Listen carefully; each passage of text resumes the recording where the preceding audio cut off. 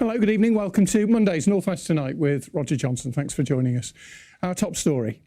25 years after the battle to build its second runway, we'll speak to protest veterans as Manchester Airport aims to double its passenger numbers.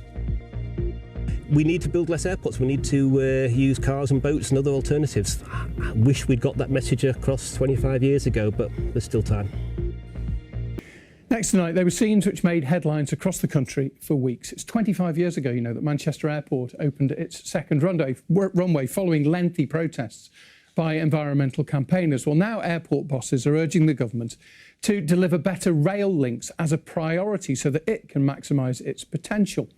Back in 2001, 19 million passengers used Manchester Airport every year. That's risen to 32 million today, but the airport says it has the capacity to handle almost double that number, but it can only be achieved with better connectivity. And that would have an economic impact. An assessment compiled for the airport suggests that it currently contributes almost £10 billion to the region's economy. It calls it GVA, gross value added. That could rise above 16 billion. Every year I've been managing director, the airport has generated another £1 billion of GVA for the economy of the North.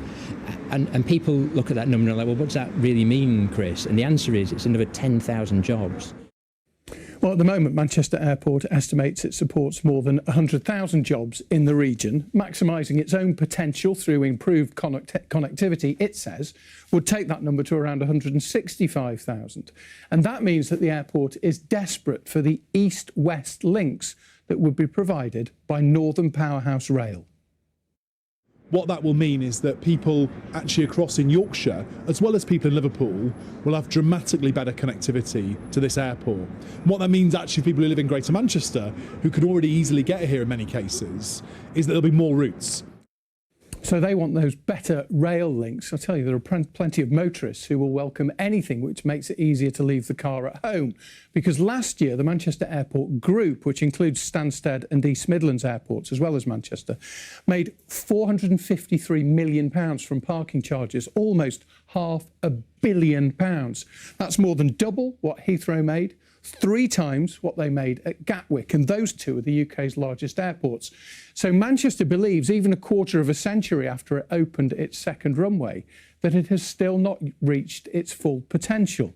But the environmental concerns, which were so prominent back then, are perhaps even more important today, as our environment and transport correspondent, Judy Hobson, has been finding out. This was the moment 25 years ago that protesters were evicted from a camp near Manchester Airport. For 2 months they tried to stop the construction of the second runway. They're like communities, big families really, the camp. At the time, North West Tonight spoke to campaigner Martin Porter about life at the camp. I've been involved in environmental groups since I was 17 for the last 10 years. What you're trying to save, the countryside, is so beautiful.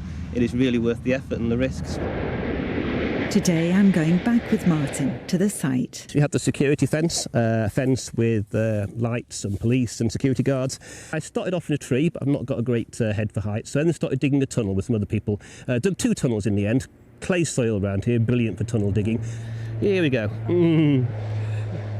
All the time we were there, we had the media, we had Swampy, we were able to give our message that this is a terrible idea. 400 acres of greenbelt disappearing. We are going to struggle to meet our net zero contributions, our commitments with existing air travel.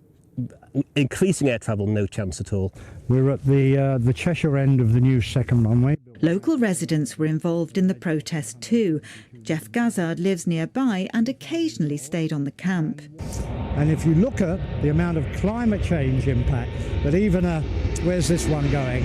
Let's have a look. Right, well that's a long haul flight. That's a Thompson 787. I'm not blaming them. They have a job to do. That's flying probably to either Orlando or the Caribbean. That's a lot of carbon.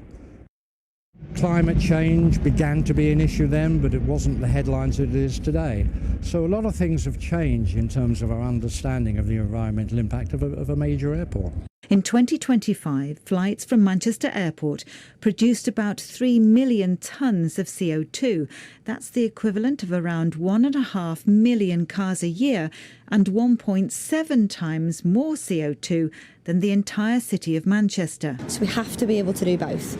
We've been pushing, particularly the aviation industry, around reducing their carbon footprint, but similarly we have to make it easier for people to be better connected into jobs and opportunities. And as Mayor, I'm committing to do both.